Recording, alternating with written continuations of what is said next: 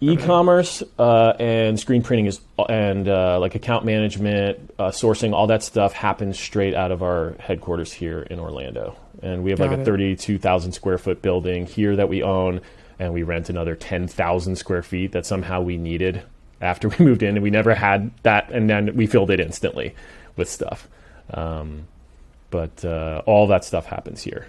So what were some early challenges on the fulfillment side and just, full cycle merchandising side, especially as you guys pivoted to it and you had to learn really quickly? Well, we had been doing e-commerce for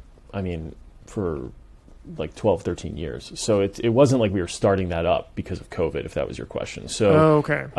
No, it was just the volume. That's what spiked. Oh yeah, it was just a volume. I mean, dude, you had touring business drop to almost nothing.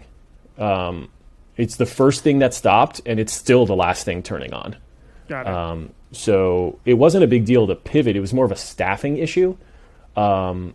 When people were furloughed for a while before you could figure out like assistance programs and stuff, and then you kind of had to wind everything up really fast, and then just to get to where you were was a headache. Then you had to like have triple the volume to handle. So it was a big reset. It was like a holiday in the middle of a pandemic summer, Were there any things that you guys took from being able to handle that scale that you're doing now today?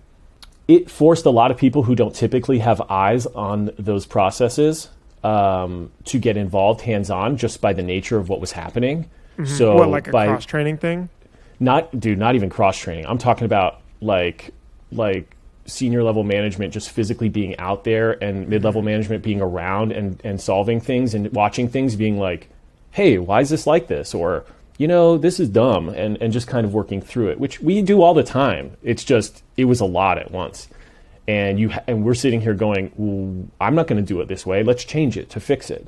Whether it's my director of operations handling a 90 pallet relocation in another warehouse and just moving stuff around like a puzzle so it can make sense again, because it's easier for us to solve it that way, So I think it just had more different eyes on stuff that's kind of just always there.